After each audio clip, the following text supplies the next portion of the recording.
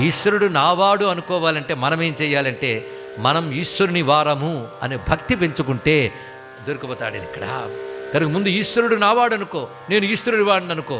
తర్వాత ఈశ్వరుడు ఊరుకోడు, ఎందుకంటే ప్రేమలో ఈశ్వరుడు అంతటి వాళ్ళేడు తెలుసుకోండి. ఇక్కడ మనం వారిని వీరిని ప్రేమిస్తాం, ఆ ప్రేమకి ఏమీ లాభం లేదు. మనసిస్తారా అన్న ఎవడు మనసు పుచ్చుకునే వాళ్ళు లేడు. మనసంతా నువ్వే, మనసిస్తారా అంటే ఎన్నాళ్ళు మనసిస్తావు, నాకు కావాల్సింది ఇవ్వంటావు. కానీ మనసిస్తే పుచ్చుకునే వెర్రిబాగులు వాడు శివుడు మాత్రమే తెలుసుకోండి ఇక్కడ. అందుకే అది ఒక్కటిస్తే చాలు, ఇంకేమీ ఇవ్వక్కర్లేదు. ఇది గుర్తుపెట్టుకుంటే చాలు ఇక్కడ. అందుకే శంకరులు అంటారు, నీకేమి ఇవ్వాలయ్యా? బంగారం ఇద్దామా అంటే నీ చేతిలో బంగారు కొండ ఉంది, మేరు పర్వతం.